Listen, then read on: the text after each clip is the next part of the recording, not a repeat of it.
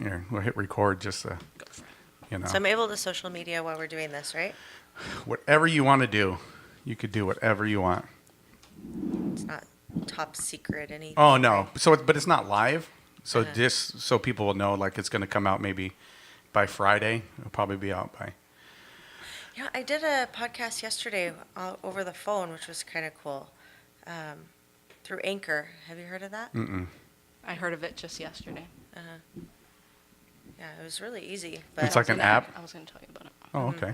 yeah, so then that way, if you're, because the guy that I did with was in Hollywood, so he just got me on the phone and we went through and we did it.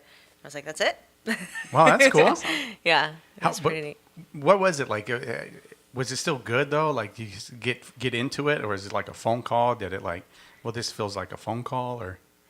Yeah, but I don't know. When you're on the phone, you can move around. Nobody can Oh, see right. you. And Oh, you're Like, still So you're more comfortable. I have a kid on my head, You're like vacuuming at the same time. You're like, and you can hear the Here, turn buzzer me down in the a little bit because I background. get excited. Here we go. I get excited, so I got to. I get excited too. Yeah. Yeah. Deep Bring breaths, it everybody. Deep together. breaths. Deep breath. Bring it together. Welcome to Are We Where Yet with Johnny Awesome and Tori Black.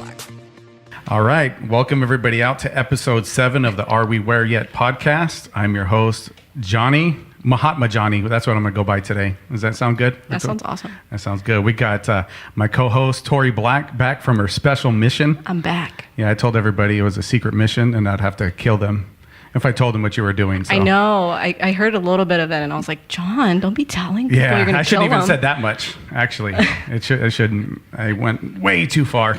Anyway, I'd like to thank our partners, Studio Y Yoga. So you can go to studioyyoga.com.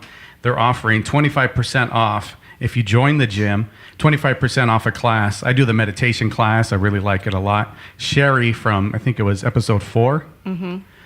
Yeah, Sherry from episode 4 does the meditation, and now they got like a meditation yoga thing that they're doing. So I haven't taken that class yet, but I want to. I'm not too big into yoga. I'm not great at stretching. Which is stretching should be the easiest thing to do, right? In fitness, your fitness. Yeah, it's good for you. Yeah, but I like meditation because I could just sit. You know what I mean? I'm good at that. That's You not just a- need to get in the gym. Yeah, exactly. I've been trying for like months. I know. But anyway, so there's that Studio Y.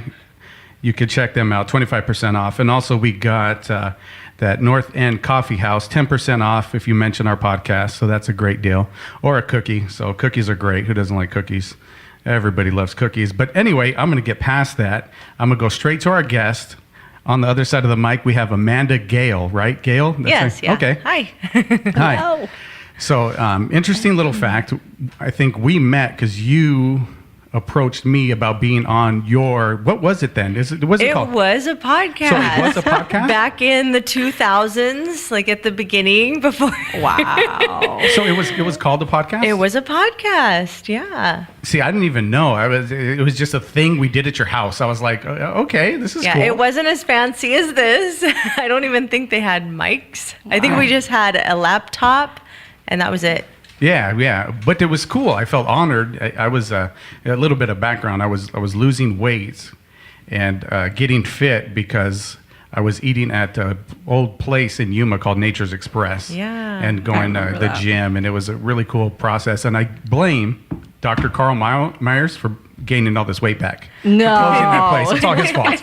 It's his fault. It's totally his fault. He shouldn't have closed it down, but I was doing so good. I love that place. Did you Yeah. eat there or no? I loved it. My kids loved it too. I don't know if you remember when they closed it and we went over there and he's now 12, but he was like 6 or 7 and we pulled up and they were closed and he just started crying. He was Did like, he? "No, they're closed." It was so emotional. It was hilarious though. It was funny but sad. So my story was, they were the media management or former company with Tori and Rigo worked for me back then. And anyway, they were our first client. It was Dr. Carl Myers was our very first client. And he was like, "Look, I'll pay you if you come in and lose weight here and tell everybody that you ate here." That was like, okay. Okay. Yeah, let's do it. And so They were doing great, but the sales went up. I would check with them. They're doing fantastic. And I was going to the gym one day. I was walking in, getting ready to walk in. I get a call from Carl, and he's like, John, I got bad news. I was like, no, you don't. No. Please don't. No bad news. He's like, I got to shut down the restaurant. I guess he got a promotion at the hospital, and his wife said, you got to pick one. He's an oncologist, which is a great thing to be. So, if you got to pick one, but his wife's like, you got to choose one or the other. And he chose to fight cancer instead of worrying about my weight and my issues, Selfish guy. But anyway, I cried. I literally went into the gym. I walked into the gym and cried like, no, this can't be happening. I was a vegan for like 8 months of my life, and it was great. I could do it because I had the food and the meals at my fingertips. But me making it, that's a different story. So anyway, that's a little long story for you. But so that's how we met. You contacted me. We sat in, I think it was maybe your living room or kitchen. We did it. You're an early adopter of podcasts. Too bad I didn't keep it up. I would have been really rich. You would have been like the next. Yes. You could have been the next Joe Rogan, right? You would have been right there with Joe Rogan, and that's pretty. What was the name of it? Oh, it was like Healthy Butts something. Because remember we had the gym back then, or I don't even know if we still had the gym. Because remember, I don't know if when you came over, if we had all the gym equipment in. That you're right. All the gym equipment was in there. Okay. So then I think what happened at that point was we had closed the gym, and our house was now the gym. And we were doing podcasts in our living room / gym. You're doing podcasts, so working cool. out, and that was pretty cool. So that a little bit of backstory, but I got you here today because you are multi-talented. You do many things. You're not only into fitness, but you're also into finances. Yes. Finances, and you have quite a story to tell. I don't even know where to start. There's, in entrepreneur world, we go through like these roller coasters, just kind of like how we're talking about, I closed the gym, then we, evolved into the living room gym, and then we evolved into, it's always been an evolution.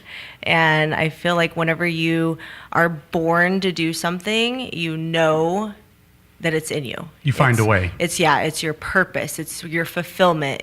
There's something inside you that is telling you have to do this. It's calling you on the other side, like, come on, you could do it. Right. And these obstacles just become like, okay, no, I need to step over this. And it's like, just get over it. So let's go to, so you had a gym. What year was that? Do you remember? That was in 2009. 2009. 2009, and then it closed in 2011.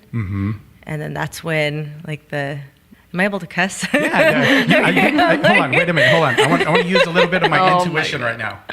Hold on, I'm getting the shit hit the fan. Yeah, it was a shit storm. I was close, Rigo. All right. Yeah. So that's exactly what happened around 2011. So I think with a lot of success and with a lot of money, sometimes things can come to the worst. Things can turn to the worst, and people can become certain ways, and that's what happened. Like, it was just a shitstorm of entrepreneur. It was like fitness Hollywood. I felt like I was in fitness Hollywood, and I was to the point where I thought, this isn't what I want to do for the rest of my life.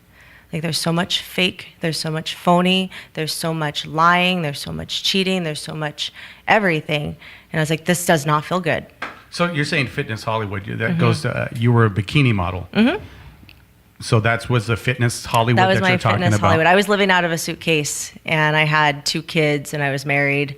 And it didn't have to be a big suitcase because it was full of bikinis, and those things are pretty small, right? Now my trunk has bikinis in it. My bikinis go everywhere. And for people watching, but people listening, she's not wearing a bikini today, just so everybody knows. But you can wear multiple hats. So you could go from the bikini into the business attire just as quick. Yes. So you were doing the fitness at that time, bikini competitions.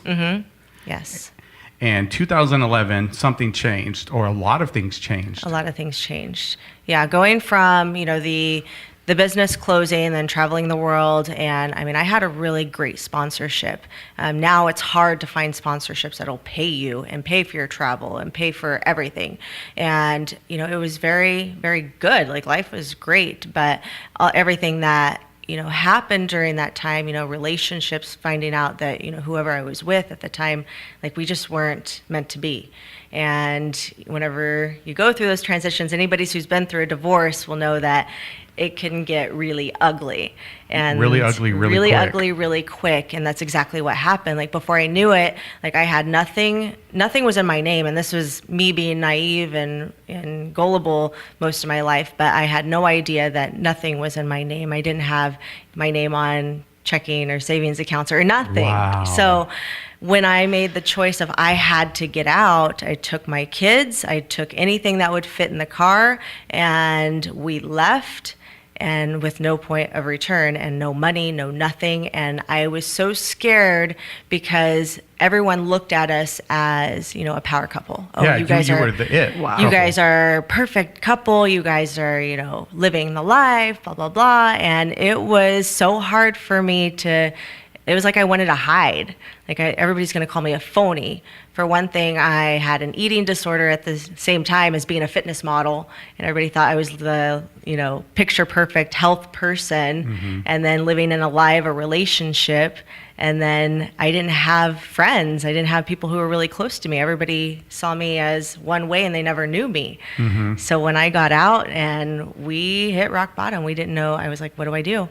And I ended up going to a shelter, living in a shelter for several months with my kids, in fear that, you know, even the car that I was driving was going to come up missing with all my stuff in it. Because that wasn't in your name. It wasn't in my name. And I was like, there's another key out there. What do I do? Like, I was always living in fear. Like, what is going to happen to my life right now? And nobody knows what I'm going through. Everybody thinks, oh, you're fine. And then once they find out, you know, we're going through this divorce, it's like, oh, great, you know, what did you do? Like, I pointing fingers at me, and I'm like, oh my gosh, like, this is, you know, not. Because you left. I left. Yeah, you left. You kind of. I've had enough of whatever it was.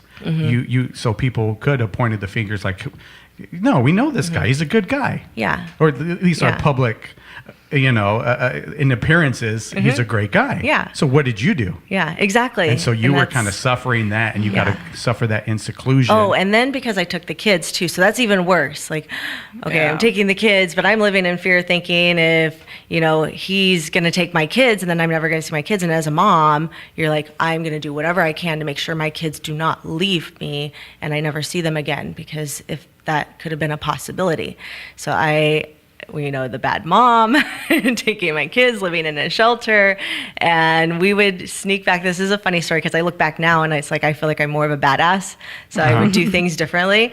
And I remember going back to the house, and the locks were changed, and I was like, I just needed to go in and get some food and get some clothes and things for the kids. And nowadays, I'd be like, I'm gonna break that window and get in my get in my house. Kick the door in. But the locks were changed, and I was just like heartbroken. I was like, the lock, what am I gonna do? And now it's like, it's so funny to see how our minds change and how we evolve as people too. Because now I'd be like, F that. I'll kick the door in, I'll break the window, I'll get in there and get what I need. I'll now get what I want. So it sounds to me like you had to come through something to find your self-worth, to find where your value is. Oh, yeah. Tell me a little bit about that. How did you find your value? Finding my value. Holy crap. That's a good question. I think that's even more of a process, because I feel like I'm going through that now. We just talked about Sherry. I meet with Sherry to help me with my internal healing right now. And I think that that's an ongoing process that we have to work on and to find our value, because, you know, we have to set those boundaries with people too. We have to be like, you know, this is what I'm worth, and not settle for being treated certain ways, and be very genuine and very, you know, upfront with people who you are, because you're going to have, when you're in integrity, you are who you are, and there's going to be people who like you and people who don't like you. And that's one part about being in integrity with yourself, is it's about how you feel on the inside, what you're saying on the inside, what you're doing on the outside. And there's going to be people who don't like you. There's going to be people who do like you. And it doesn't matter. As long as you're in integrity, it feels good. Integrity with yourself. That's beautiful. And that's the thing I had to learn, because I went through a similar situation. I was homeless. I lost everything. I had a skateboard, and that was it. Lost my family. My wife did the thing where she took the kids, but it was a great thing. And it's weird to say that, but I had to find my value. She had to find her value. We're back together now, and we both found our value. Yeah. And now it's like this great partnership versus what it was before, where we're both trying to climb to the top, and sometimes we have to pull one another down to get up the top, like we're not in that synchronicity. Yeah. And so the integrity part, my favorite philosopher, Socrates, said, you cannot harm a righteous man. There's nothing you could do. Now, if you know anything about Socrates, they executed him. They made him drink poison because he went against the Greco gods of that time and said, I think there's only one God. There's this, I don't know his name, but there's something that's talking to me. And it's just like one voice. And basically they said, no, we can't have this. You're going to disrupt our whole infrastructure. And that voice said, well, yeah, it's better to die. It's better to go in integrity than to live life outside of integrity. So integrity is huge. Once I found that integrity, it's like an anchor that gives your life so much more, because then if somebody comes and I don't like you, well, I like myself. Yeah. It doesn't matter. It doesn't matter how cheesy that might sound cheesy, but it's like, no, I'm okay with myself. And I could even tell when I'm kind of walking outside of the integrity, like, no, you need to come back here. There's this anchor over here. There's this reason that you've established this. Yeah. So you're still finding that. I think that we all really are. Yeah. Honestly, I don't think it's something that you are always, just settled with, because then we're just certain, like, okay. But we're always have those outside factors, those people who are doubting you. We always have those people that, when they start hearing the chatter, when we start hearing all of that around us, we have to bring it back in and be like, hold on, wait a minute. Who am I? What do I want to be? Who do I want to be? And what's my value? And then it's like, okay, then they start to And you be need that. quiet. you need those people, because I think it makes you stronger. It'll make that stronger. Heck yeah. Exactly. Those people are meant to serve you. Yes. I've kind of come full circle in my faith as far as spirituality, and I've kind of come back to the Bible. And if you study the book of Genesis, well, there's this utopia called Eden, but inside of this utopia called Eden, there's a snake. Well, what is a snake doing in a utopia?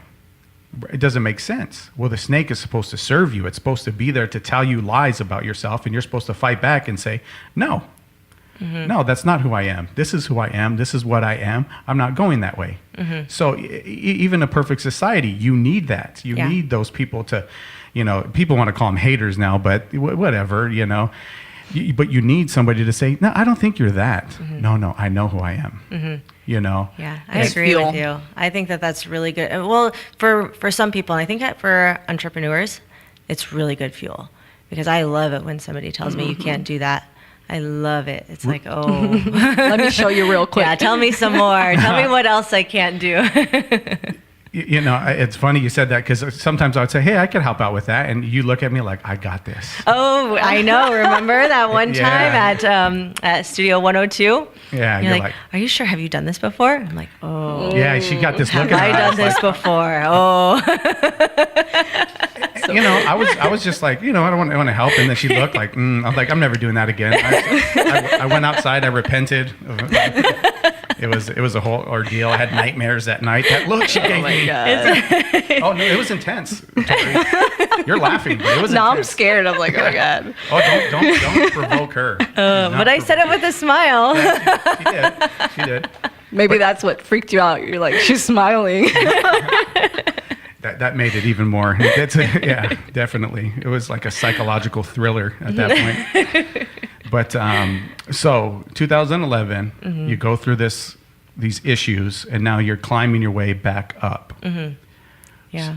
So is there a year, or is there something you can point to where you're kind of like, I'm coming up? It had to have been I had a lot of stuff going on. Like I really lost myself, and then I got in another relationship, and both of us at the same time, we both were not in good places. Like we both had gone through trauma in our lives, and we weren't financially good, and our relationship was shitty. That was a shitstorm too. So it's kind of funny whenever people talk about relationships, and I love the relationship that we came together and had all of the fighting and the troubles and everything, because from there, it just got worse. It was bad. It was worse. And then there was a turning point when, and this is very personal. I'm like totally. You don't have to. I need to. Okay. But I went through a transition of I wanted to give up so much that I ended up going through some suicide attempts. And I went to the doctor because my spouse, he took me. He was like, you have to go to the doctor. They're going to put you on meds because this is ridiculous. And I was like, no, I'm just done. I am done with life. I'm tired of not having what I want in life. I don't even know my purpose anymore. I was working a 9-to-5, and I was miserable. And so went to the doctor, and they wanted me to fill out this form. And I think that was the moment, because they sent me out into the waiting room to fill out this form. I was like, I am not going to fill out this form out here in front of everybody. I'm going to fix this on my own, and I am done. Whoa. That was the moment. And he was like, you better sit down and fill out that form. And I was like, nope. So I went and got in my car, and from that moment on, it was, I am going to find my way. Fuck yeah. Wow. Wow. That's pretty It's intense. I got chills right now. Yeah, me Yeah. too. Because I hate forms. Yeah. Well, it was some serious questions. I'm like, I don't want this going in my medical record. I don't want. Exactly. I know what you mean. It's very invasive, right? Yeah. Yeah. They're very invasive, and they it's like, wait a minute, somebody shouldn't be prying in this deep. Yeah, and there was a lot of like little triggers that were going on, because whenever you have people saying you're crazy or you're a certain way, and then you have your ex saying certain things to you, you're like, maybe they're right. Maybe they're right. Maybe they're right about me. And then when I had that moment and those questions, I was like, you know what? No, I'm going to prove everybody wrong. All these people who are just pointing and probing at me, I'm just going to say, no, I am going to be something amazing. And I'm going to do something amazing with my life, with my family. And I don't know what it is, but I'm going to find it. So I was on a mission to find whatever that was. And what the funniest thing is, shortly after that, it was only a few months, whenever I found out that the gym that we own now was going to close or was going to be sold to someone else. And I said, no.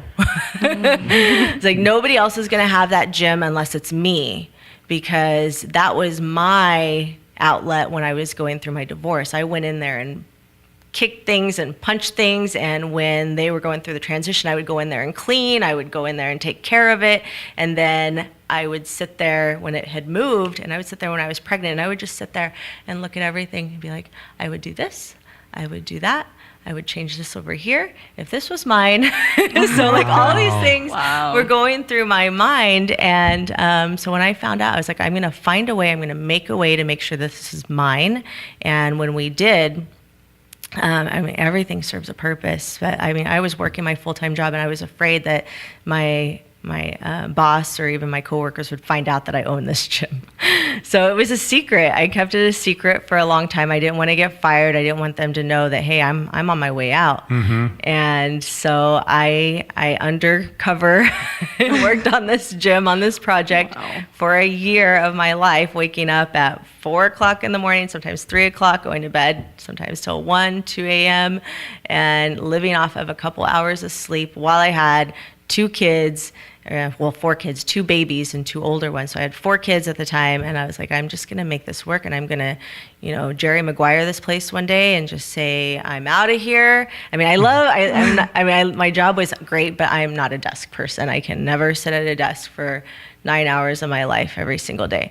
So it was just amazing to see how everything unfolded, and then my life just kept getting better, and then my relationship just kept getting better, because we really did submerge ourselves into self-development and becoming better people. We knew that we had a purpose. We both knew we had a purpose. We had just come together and we went through the healing process together. So our relationship has been such a growth experience for both of us. And going into, quitting my job and then now owning the gym and then getting into an even a more amazing industry that I never thought that I would be part of.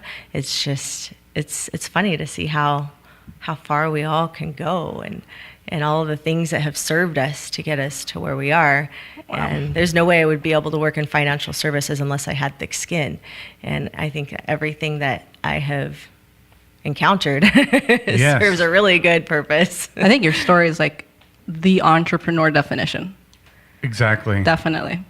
I think we all have to go through hard times to be able to be a strong entrepreneur. It doesn't happen overnight.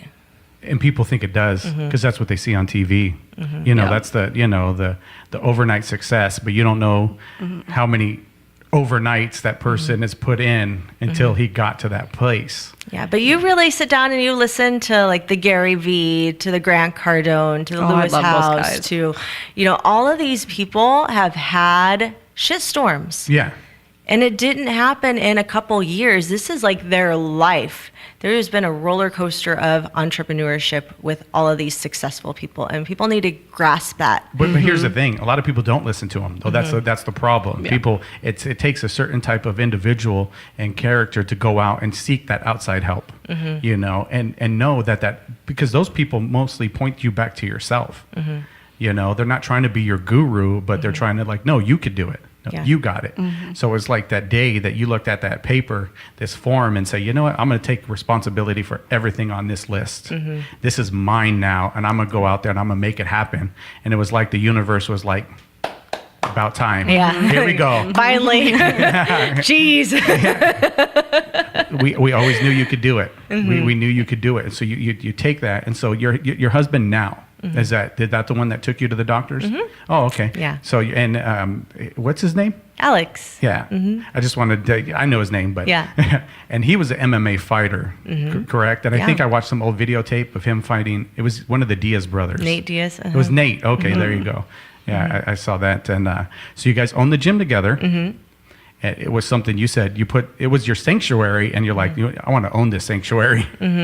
Oh, yeah. Whatever I got to do, this is going to be mine. And you did it. I don't know how you did it, but you did it. I don't know. I don't know how I did it. I didn't know for the longest time. I kind of hid for a while anyway myself, but I didn't know for the longest time until it's like I ran into the former owner, and he's like, yeah, no, I don't own that anymore. I'm like, what? Yeah. It's like, no, she owns it. It's like, the woman that gave me the look? She owns it? Yeah. Yeah, that lady. Yeah, that's so cool. You made it happen. And so then, okay, you got a gym, your fitness. So how'd you get into finances? Well, when you hit that glass ceiling in business, and you've hit that glass ceiling before, and you're like, I don't want to hit rock bottom again, you start looking. You're like, what more can I do? Like, okay, there has to be something more, because I'm not just going to settle, because there's a possibility that any brick and mortar business can be gone overnight. So what else am I supposed to do? Am I supposed to create an online program? Am I supposed to, do a franchise? I just had all these questions. So that's when I decided, okay, I know there's all of these, because I would listen to Tai Lopez a lot. I know I listened to different people who. Me too. A lot of women. I know all these guys. No, Yeah, really, but I'm not familiar. I would say a lot of females don't listen to most of these men. I don't think they want to. Because the way that they are, I think they find them because they're kind of like obnoxious sometimes a little bit. At least Grant Cardone, he's really out there. So I love their everything. Yeah, I do too. I do too, because I put all that aside. Like, okay, yeah, you have a bunch of girls in bikinis, whatever. I don't care about your Lambo, but I like the business advice that you give, and I'm learning a lot from it. So, so I was watching his Snapchat one day, and it was this Thrive business conference for only $99 or something. I was like, I've been wanting to go to a business conference, but I was like, but is that the Thrive, like the supplements? I was like, I don't want to go to no sales pitch thing. I want to go learn about business. Right. So I go on the website and then I see all of these people on this list. I was like, I've read Jack Canfield's book. I've listened to John Assaraf. I've listened to like all these people since, as early as I can remember. And Ty Lopez is going to be there. I've been listening, following his 67 steps and like all these people. I was like, I've got to invest the $99 and go to this thing. It's worth it. Even if it is a sales pitch, at least I'll take notes and learn something. And so I went, and Gary Vee, I didn't know who he was at the time, but I really liked his attitude too, because he's just, he'll put it all out there. So all these people were speaking, and I still didn't know, because they keep talking about, your vision and, your business. And I was like, I still don't know what to do. And I was sitting at a coffee shop next to these two guys, and I'm very shy and reserved. I don't know if you remember how I used to be, you would know that I keep to myself. Don't talk to me. Don't look at me. And so I was sitting there on my phone, on my old, the little iPhones that are really small and ugly now. They're like an iPhone 4 or iPhone 3 or something like that. They're little, right? Tiny. So I'm on there, my little phone, and I'm just like, don't look at me. And then one of the guys is like, hey, are you here for that Thrive event? And I'm like, yes, I am. Are you? And he's like, oh, no, some of my friends are the speakers. And I was like, oh, okay, cool. That's pretty important. Really? But then I'm like, okay, I don't know what else to say. What do I say? Like all these things going through my head. And then he was like, so where are you from? So he starts asking me all these questions. I'm like, what the heck? Like, what am I supposed to? This dude right here. This guy. So then they start making fun of my phone, because they're like, what, is that an old phone or is that a new one? That thing looks ancient. And I'm like, what's wrong with my phone? So we end up connecting. They're like, I actually help women entrepreneurs, and, I build businesses and sell them. We should connect later. And I was like, what do I have to offer to you? But I do have a business, and I am trying to figure out, what do I do? I was even thinking, should I just grow it and sell it? I don't know. At this point, I'm open to any ideas. So we connected, and the two guys later on, I Googled. I was like, I'm going to Google these people. And after I Googled them, I was like, holy crap. I was sitting next to one of the Fortune 500 top Forbes list, and all these people that I was like, they are kind of a big deal. And I was telling Alex, my husband, about all of this stuff, and he was like, you should call him. It's like, what am I going to say if I call him? Right? Because that's a good question. Right. Like, what do I ask? And he's like, just ask him, this is your business and you just don't know what to do, and see if he can give you any ideas. And at the same time, I was thinking, well, maybe he can be my mentor, because everybody's saying, get a mentor, get somebody who's above you. And I didn't know where to go for that. So I was like, okay, maybe I'll ask him if he'll mentor me. And I was like, no, I can't ask him that.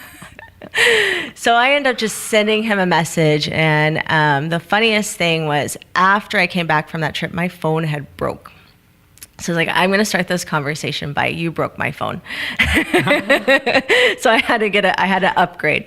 So I sent him a message and said, hey, it was nice meeting you, and by the way, you broke my phone. So I had to go upgrade my phone. So he's like, ha ha ha. And then the conversation goes to, do you have time for a quick call? And I was like, oh, no, I can't get on the phone. Like, what am I supposed to say now? And I told him, I was like, 2 hours. I'll be free in 2 hours, which I had nothing to do for 2 hours. But that's what you say. But panic and try to write notes. What do I say? What do I talk about? Yeah. What do I ask? What questions do I need to do more research? You what do I calm need to your do? heart down for a little while. Right? And of course, that's 2 hours of panic, which I should have just got on the phone and now, like, don't spread out the panic. Just do it. So I get on the phone. And he's like, oh, hey, how are you? What did you like about the conference? So he's, driving the conversation. And then he asked, well, how's your business going? And I tell him about my business. And he's like, well, I do nothing with fitness, right? Fitness and gyms. I do absolutely nothing with that. And I was like, oh, okay. So tell me, what do you do? Because you said you help businesses. And he's like, well, it sounds like you need some help, with your finances and with your money and, what to do there and planning and stuff. And I was like, well, yeah, I do. I mean, I do have a CPA, but I don't have like a financial advisor or anything like that. And he's like, well, let me introduce you to a few ladies. I think you'll connect with them, and I'll have them do a portfolio for you. and sit down. And I was like, okay, how much is this going to cost me? First thought. And so it goes on to, they sit down and they do this whole portfolio, and I'm just thinking I'm going to get as much information as I can because they were teaching me all of this stuff that I knew I was going to get an invoice for. I'm like, they're going to send me like this ridiculous invoice and charge the crap out of me, but I haven't signed anything, so I'm not going to pay for it. I love your honesty. This is great. Let's hope he doesn't listen to this. Oh no, he knows. He knows it all. Yeah. So they go through this whole thing, and they end up setting us up with an incredible plan for not just my business, but my family. But after all of this, I was like, you know what? This is something that I feel like so many people need to learn about in businesses and in life and families, that I wish I would have had this education before, and you just gave it all to me. And they said, well, you would probably do very well in this industry. And how about we take some time and teach you what we do? There is licensing, there is stuff that you have to get credentialed behind you, but it's actually pretty simple. And if you want us to, we'll teach you and we'll guide you through the process. And in the process, you can start, earning your commissions along the way. And I didn't even know what the commission structure was. But I was like, okay, let's do this. So then I ended up creating this relationship with the guy that I met at the coffee shop, the owner of this company, and then the women who are co-owners in this company. And now I have worked my way up to the top, building my own company. And he's become like my friend and my mentor, and wow. It has created an entirely different network of people. Like I have met Ty Lopez now. I have met Grant Cardone. I've seen pictures with you and Grant Cardone. Yeah, they're all in the same network, which is so funny because whenever you talk with these people, they're all friends. Like my mentor, he has a mansion in Hollywood Hills. So when we go out on his balcony, it's like, okay, the Limp Bizkit head singer, what was his name? Fred Durst. Yeah, he's like right below him. And then there's a home by the 4 Hour Work Week, the author of that, like right. Tim Ferriss. Yeah, like so all these people, and I'm just like, it's just like, well, we're just all friends. Did you holler off of the balcony like, "Hey, Tim"? I would have. You would have. I want to meet Tim Ferriss. That'd be pretty cool. Right. But no, I mean, it's just really incredible to, whenever you surround yourself with different people and everything just falls into place and you become a different person and you become more valuable and you just have different friends and different, it's funny because I've had these conversations. I'm always picking up the phone and saying, okay, people keep telling me I'm doing too much. Like, I need to slow down. And they said, it's because it's the wrong people. You're listening to the wrong people.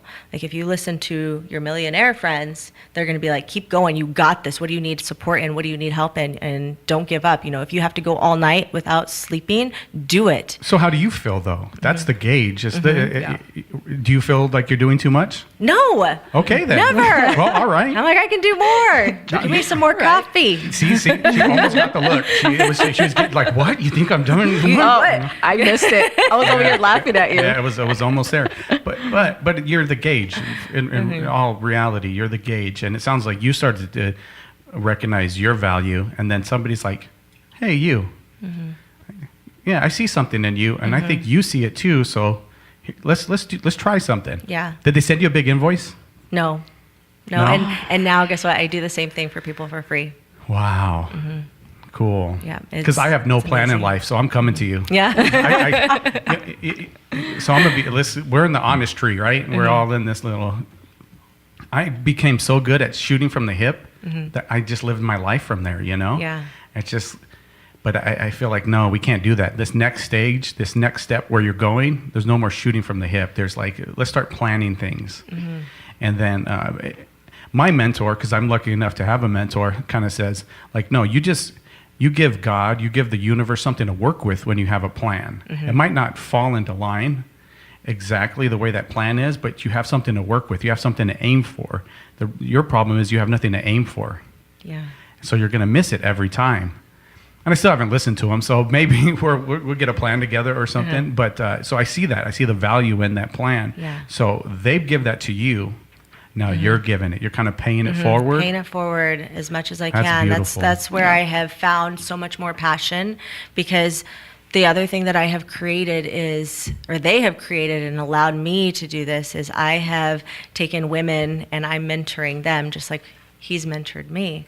And I am creating a lifestyle for them that they have all the tools at their fingertips, and now they can do the same thing that I've been able to do. And it's not about, it's nothing catty. It's such an amazing tribe of women that we all support each other, and they're learning what I learned, and it's like a self-development business tribe. I'm going to be honest one more time. Can I get one more time to be honest?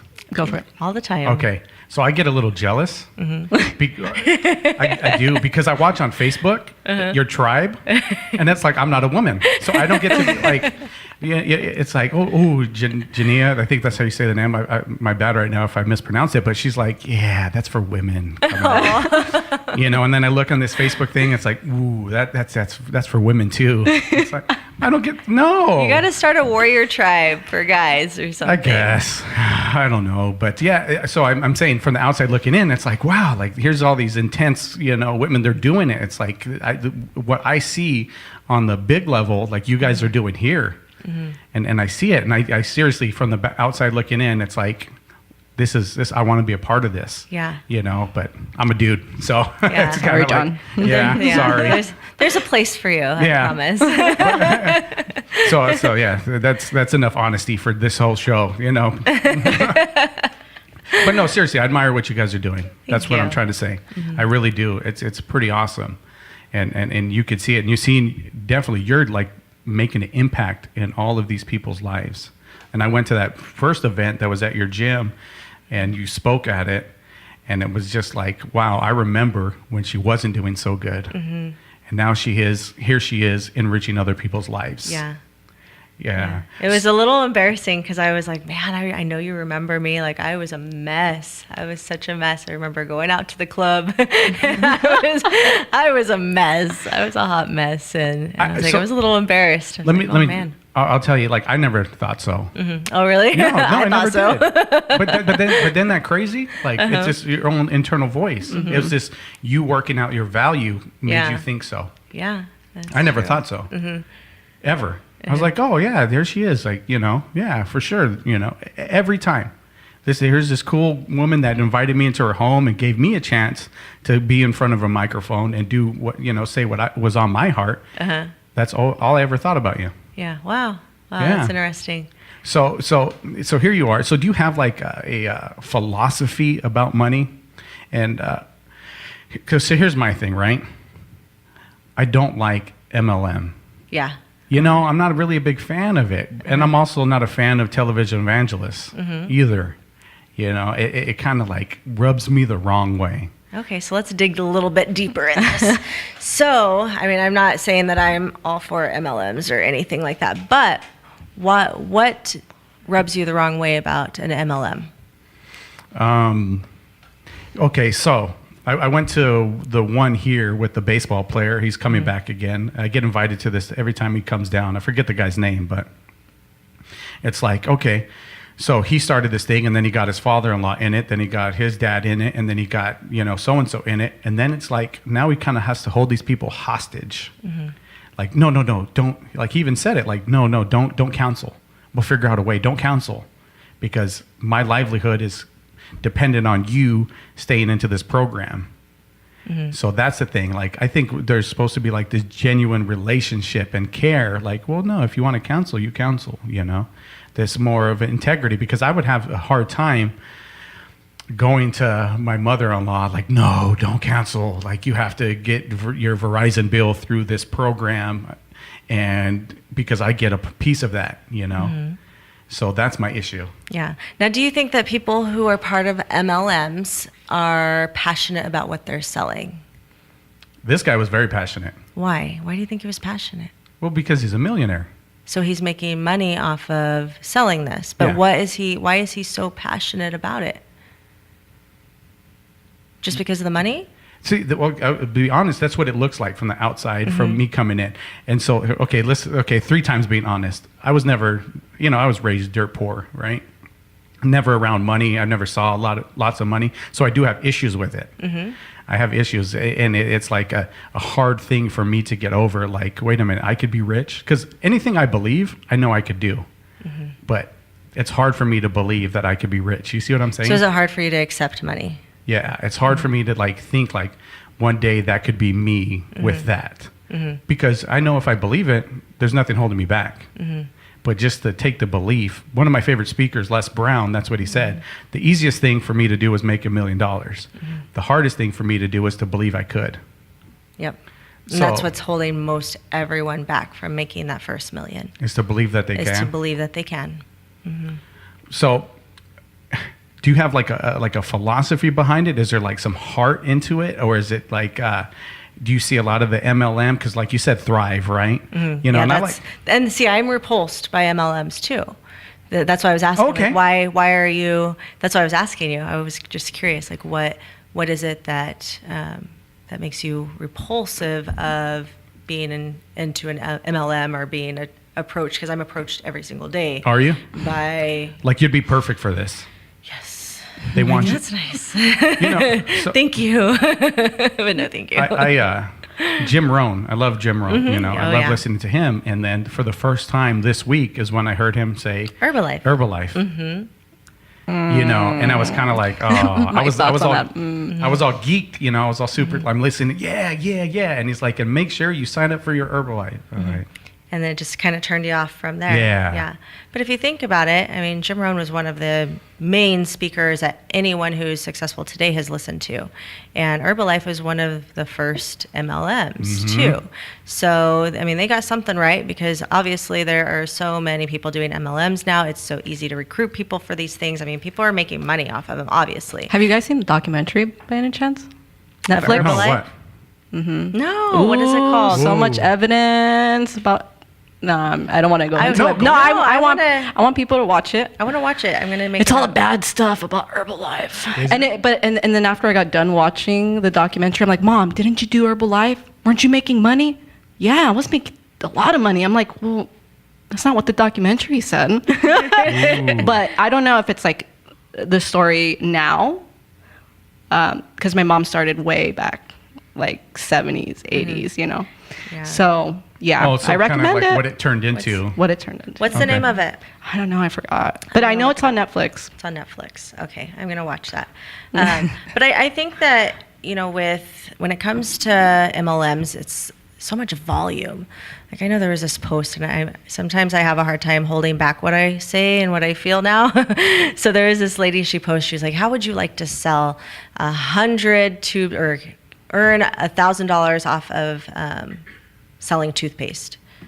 And I was like, well, how much are you going to have to sell toothpaste? Sounds like a lot of toothpaste. It was like, they were like $10 a tube for this whitening toothpaste. And then all of a sudden I get this message. I didn't say anything. She's like, hey, can I ask you a personal question? Okay, sure, go ahead.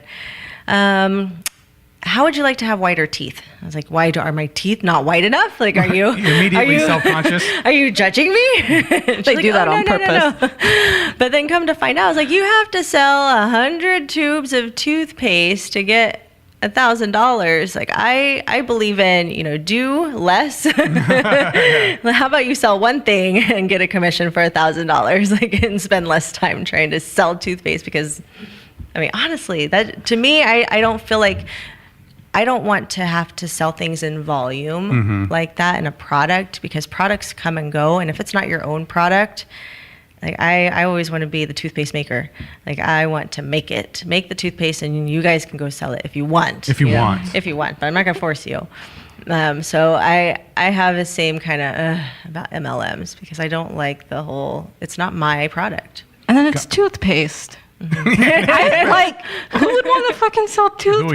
Yeah, I mean, there's exactly. no passion in that. At least do something you like. You want whiter teeth? You know, I'll buy it at Walmart. Exactly. You know, yeah, I've always been, you know, pretty charismatic and passionate about stuff. So people were always like, you should go sell cars.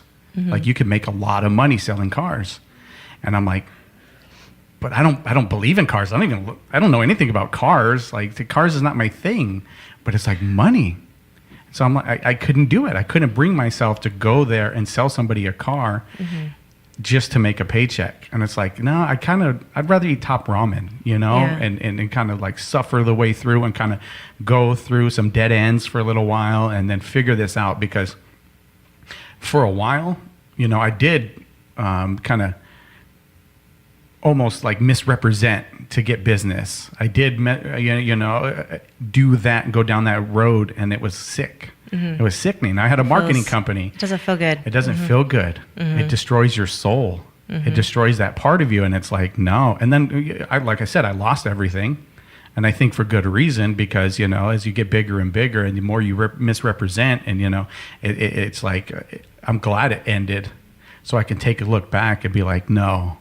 Remember when you didn't want to sell cars? This is why. This is why right here. And so, I'm totally with you on the no 9 to 5. I actually just turned down a job that's a 9 to 5 just to go work in somebody's backyard and Bill Gates right now, because it's like, I can't do it. I need my free time. I need my, like, if somebody calls and needs to talk and they're going through it, I need to say, hey, I'm going to go take this phone call. Yeah. I need that, because I need that connection with people. I believe people is where you find that peace. So that's why I was talking about the philosophy. Because I'm into all those too, like the Napoleon Hill, Jim Rohn, Zig Ziglar, and the way I got introduced was through The Secret. That was like the first thing I saw, and that's my actually favorite book. Yeah, that's how I started my business, was The Secret. Me and my former business partner watched The Secret, and we're like, okay, we could do this. But the one thing they didn't tell you is the relationship with people. It's all mostly like acquisition, but then after acquisition, there's supposed to be something else there. And so what I've been on a mission lately is to find all the sources that Rhonda used to build The Secret. So have you heard of the book, The Science of Getting Rich? Yeah. Yeah. To me, that's like, I could vibe with that book, because it talks about basic principles like give more value than you get back. Yes. Always give more. Leave more on the table than what you're getting. It's almost like you're giving the universe something to work with again. You're like, no, I'm gonna give you this.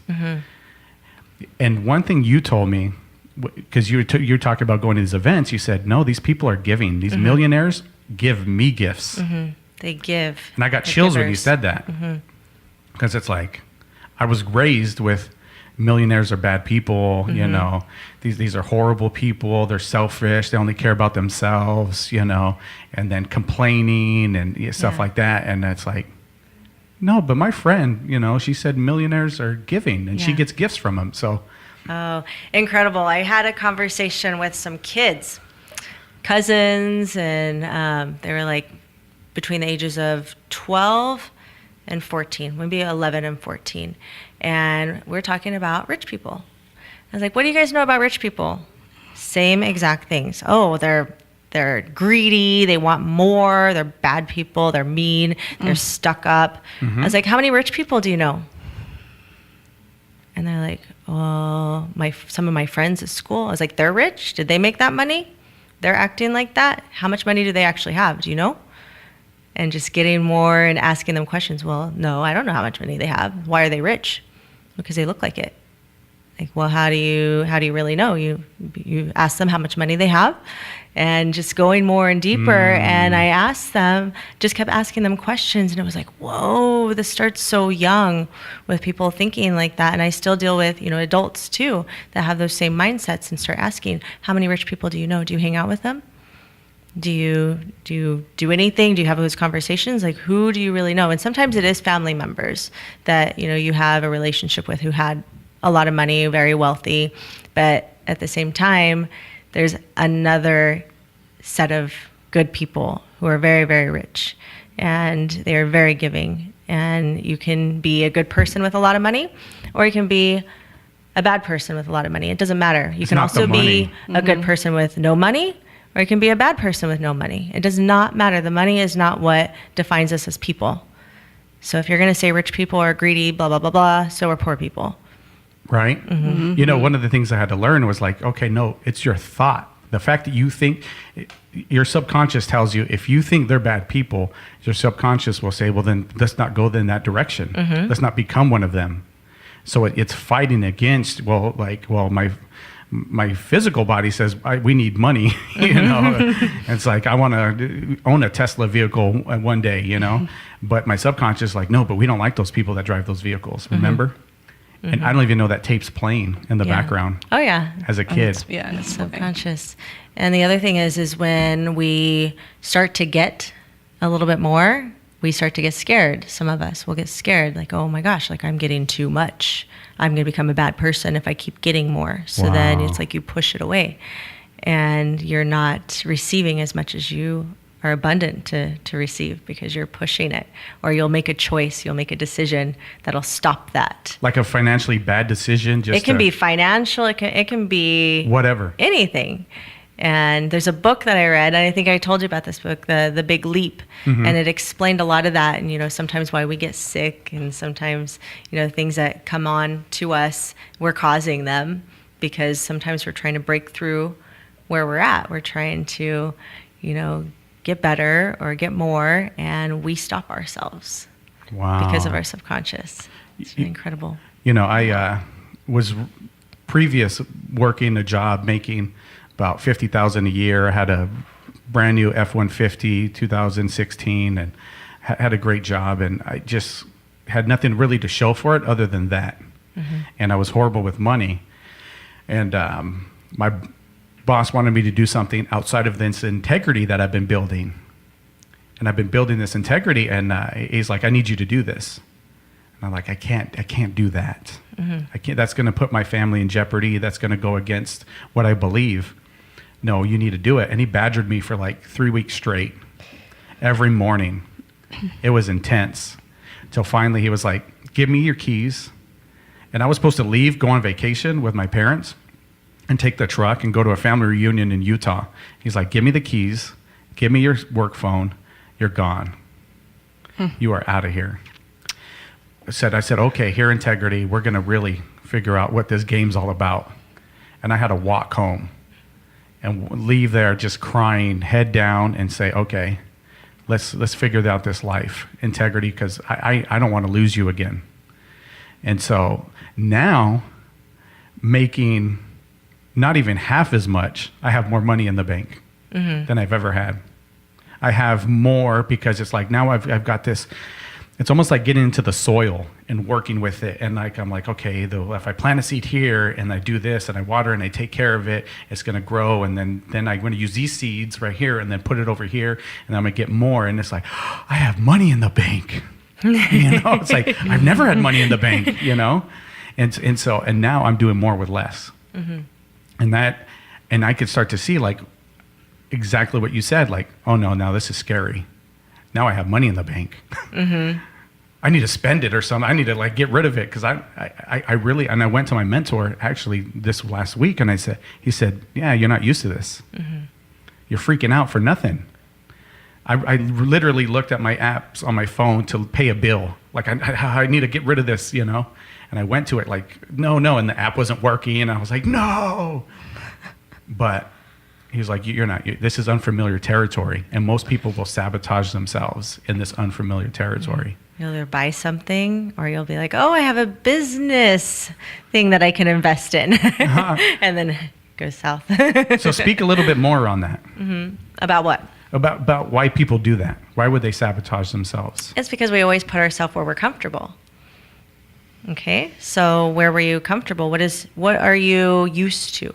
What is normal? What have you been taught growing up? What do you remember living and being at age 7? You know? Fried bologna sandwiches and top ramen. So that's where you will go to stay comfortable. Because, yeah, it's mind-boggling, you know, that I have to fight to get rid of that.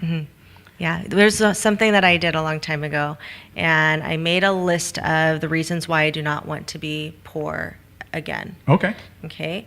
And so, I mean, you know, some people will be like, oh, no, you don't want to think this way. But I was like, no, I do want to think this way. I don't want to be this way. I don't want to live like this. So I made a list of the things that I do not want to do being poor. And it was, one of them was, I never want to have to not have like personal items like deodorants and, shampoos, which is something silly, but it's something as moms, we make sure everybody else is taken care of, and then we're always last. So it's like, that's something I do not want to go through by financially not having enough money.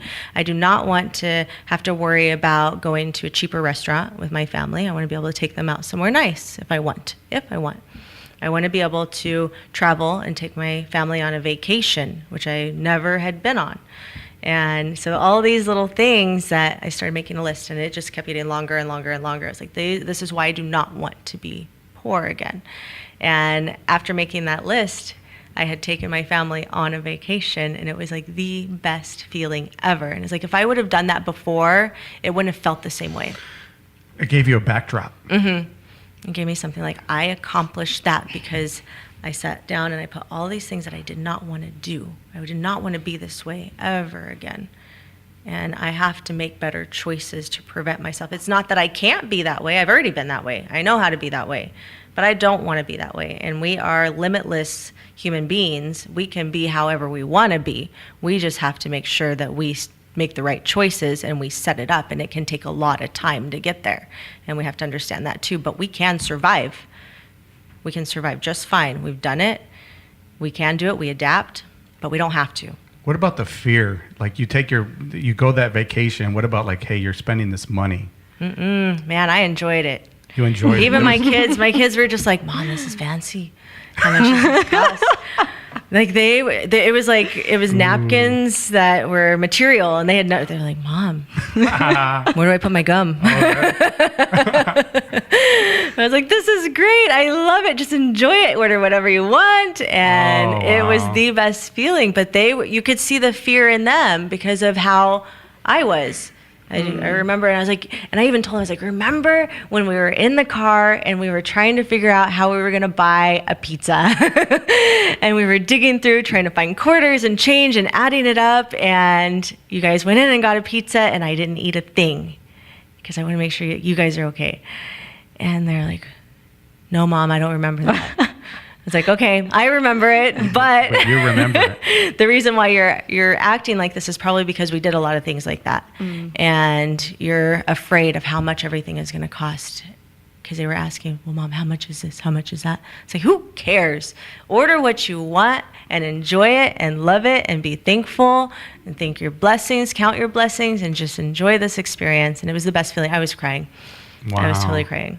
Your smile is so big right now, telling this story, and I could just feel the genuineness and the energy coming off of you to be able to experience that and not have the fear, because fear is such of a big part of why we don't do it, because we think like, well, we're never going to make that money back. But you said, no, I got myself out of this hole. I could do it again and again and again. And have you stopped going to fancy restaurants? No, we only do it occasionally. It's not something that I want to do all the time. But I have started going to restaurants, and I noticed that there was a fear that I just wouldn't go out to eat. And I would even, when I was with my mentor and different crowd of people, I would even say, no, I'm not going to go. And like, why aren't you going to go? I was like, oh, just because I don't like to. I had been telling myself that for so long, and I recently told them, guess what? I go out to eat now. and that's a big deal, that you gave yourself permission to go out to eat. Like, I'm going to do this. Now you're responsible with it. It's not all the time, but it's like, no, when the opportunity's given me, I'm going to do this. Yeah, little things like that, they sure do make a difference, and you appreciate them so much more. And it's that fear. I always see money as it's an energy flow. You have to let go of it. You have to release it. You have to spend it, and you are capable and able to get it back. Okay, and it'll come back. It's intentionally, how are you spending that money? When you get a bill, are you like, oh crap, writing that check? You are writing that check or paying that. I don't know if anybody still writes checks. I do. But it's a little old school. Yeah. Oh, you're showing your age. Oh man. But yeah, when you pay that bill, when you call, man, thank you for that electricity, even if it's $1,000. Right? Thank you. You're just intentionally, you're just very thankful, and you're putting that energy out there. And I think that's huge. And even when, even for my employees and my staff that I write checks for, I could print those checks, but I've taught somebody to write them. I always tell them, write them with love. So when you write this check, write it with love and thankful, because when I used to write them, I would write, thank you for teaching your classes. like as I'm writing their names and everything, and then I would sign it and That's like, so I am so cool. grateful that you're here. That's beautiful. And so now I've told her I need to, this makes me remember I need to follow up and make sure she's still doing this, because I think we can fall out of that easy. But, and then when I sign them, because I have to sign them still, I'm just like, thank you. Like, I'm just like so very, so weird. on that tip, so like I said, I left that job and then I became a delivery driver for a restaurant, from going from up here to like, okay, I'm going to make money and provide whichever way I can. So here recently, I looked at my gas tank and it was empty, and I was picking up my son from his nana's house, and I was just like, oh, I got to put, gas is like so expensive right now. Mm-hmm. It's going to be like $50 to fill the tank up. And I was like mad and upset and like, no. I immediately was like, no, I can't go down that road again. So I just started clapping my hands, and I was like, I thank God that I got to put gas in this car, because there was a time I didn't have this car, and I started clapping my hands, and I was like, I'm so grateful. Like, we get to put gas in the car. My son's like, why are we excited that we get to put gas in the car? I can was like- totally picture that. And I was like, son, like, because I got a car. Isn't that cool? Like, I got to pick you up in a car, and now we got to go put gas in the car. And he says, Dad, but wouldn't it be better to have a Tesla where you don't have to put gas? You got me. Wow. It's like the Tesla's coming. I got you. The Tesla's coming. But right now, we got to put gas in this 2000 Toyota Camry, and it's getting us to where we need to get. Yeah. And so I changed my mindset, and I started to do that. And and I worked for tips. I worked for tips as a driver, and then sometimes I would get bad tips, and I just get upset when nobody was tipping. So I just take the money I had and then go look for a homeless person and give it to him. So I'm not gonna play by these rules. I just give it to him, and as soon as I release that, after that, the rest of the night, get great tips. I make it up so much more money after that. In like 3 hours, I'd make more than I did in 8 hours. Yeah, that intention, as long as the intention is good, it makes a huge difference. And I always say, don't rest in the glory, because we might do these things when we're in need and when we're trying to better ourselves. But once we get to that glory and we start to rest, we will end up right back where we started. So rest, it's this continual. It's continual. It's something that you just have to make a habit, and it does not go away. So how does somebody take the first step? We're going to be winding up here at the end. How do you take that first step to make the habit? You have to make a list. You have to put some pen to paper, and it's the simplest thing, but so many people won't do it. And you just have to make a list. What are the things that you right now know that you need to change? Because we all have them. We all have those little things that we know we have to change. So just write them down and then commit to yourself that you're going to change those. And it has nothing to do with anyone else around you. And that's the other thing. You have to stop making those excuses. Take responsibility for yourself and for your choices, because nobody else is responsible. It's not Trump. It's not Obama. No. It's not the government. Yeah, it's not the government. That's my mom. It's the government. It's nobody. I'm like, no, Mom. I'm leaving the room. Yeah, we have to take full responsibility. And once we get past that, things will change, but we have to be willing to make those changes. Write them down. And then the little steps that I've taken, it is almost like, if I take it back to a biblical story, like Moses parting the Red Sea, it's like, once I take that step, the universe kind of responds with me, like, okay, cool. Like, now we're doing it. I just get mad when it throws another curveball in my, like, oh man, there's a curveball. But it's like, no, I give you that curveball so you could leap over it and like see more exciting things that you could do. If you weren't getting those curveballs, you wouldn't be changing. Wow. So once you get that curveball, you'd be like, heck yeah, bring it on. I got this. Every time I get him, I'm calling you from now on. It's like, I get hold him on. too. I get him too. You'd be like, oh, there's Johnny. I'll tell you what, I'll feel those Amanda, I got a emotions curveball. too. I got a curveball. Anybody watch What About Bob? Do you remember that movie, What About It was Bob? a long time ago. Yeah, you remember that? Like, so he had this psychologist that he would see, and the psychologist went on vacation, like after the introduction, and he ended up following the psychologist over to the vacation spot, and he was like, I need to see you, and followed him and his family around. Anyway, great story, great movie, but that's how I'm going to be with you from now on. It's like, Good luck. curveball, Amanda. They got a curveball. It's like, you could do it. You could take it. That's there for you. You got it. You got this. Man. I told you I get excited, guys.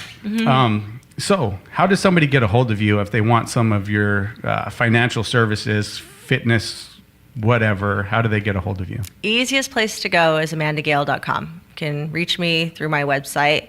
That's the best place to go. Or social media. Follow me on any of my social media platforms, Amanda Gail, or Get Fit with Amanda G. FIT stands for Financially Independent Tomorrow. Wow, I like that. There you go. Did you come up with that? I did. Man, I brainstormed like crazy. I was like, what? Send me a sign. Send me a sign. How can I mix fitness with finances? And there it was. Wow. I dig that. So amandagail.com, they can get a hold of you for Yes. whatever they need. Anything's on there. I even have a free PDF if you want to learn how to compound interest. Just click on the download and you'll be able to read about how compounding interest works. If you're familiar with Tony Robbins, he talks about a lot about compounding interest, and I do a lot of concepts that are similar to what Warren Buffett and Tony Robbins both teach on. So, Okay. And social media handles are pretty much all the same as well? Fit with Amanda G. Okay, right on. So we're going to put that up probably on the website. We'll have that amandagail.com so somebody can go and click on it and find out more about you. And great interview right here. It's like I'm so happy for seeing how far you've come. I didn't know a lot of the story. Like I said, I would always saw you as, hey, it's Amanda. And just to see where you've been and where you're going. Where do you think you end up? Like, what is to you like I've made it? I am going to be a snowbird. So my plan is that the gym, I'm going to have living quarters at the gym that we live in right now, or that we have. And then we're going to have a place in California. So we will be here during the winter months. And then we'll be in California during the summer. Nice. Oh, that's beautiful. Everyone's That's dreaming. where I will be. That's great. And I know you're going to do it. And then you come and you let me know when you're in town, and we could talk, and I could talk about all my curveballs, and it'll be great. Give us another book that you would recommend. Another book. Oh, you know what I'm reading right now? And I know this is for women, but this is for me. Okay. A Tribe Called Bliss. It just came out by Lori Harder, and this really talks about relationships, because I think that women, we have a hard time finding friends and finding our tribe, and we have this idea of how women are, and we have a lot of things to get through in order to find those tribes. So that book is amazing. I'm currently listening to it right now, and it teaches you how to structure those tribes, which is really cool. Right on. Well, thank you. I don't think I'll be getting it, but yeah. But no, maybe something for my wife. So you said great book, so Yeah. that's cool. And you do Audible like me. Last time we talked, and that was cool. I love Audible Me when too. I drive around and listen to those. But well, thank you for coming on. I really appreciate Thank this. you. I hope people get blessed from this podcast and look at you or find you on the internet if they have any more questions Yes. and how they could get out of that financial rut or just that mindset. Yes, absolutely. And I really appreciate giving a platform for me to speak. This is a really big deal for me, and Thank part of you. my healing process of being able to speak up and tell people, my story and educating people. It's my passion. I'm going to be teaching so many people financial freedom and financial wealth. So thank you for this opportunity. Oh, you got it. Thank you very much. Well, thank you everybody for listening. Don't forget to subscribe on iTunes, Stitcher, Google Play Music, wherever you find your podcasts, and leave us a review and rate us if you got time. Thank you. Until next time, we're signing off.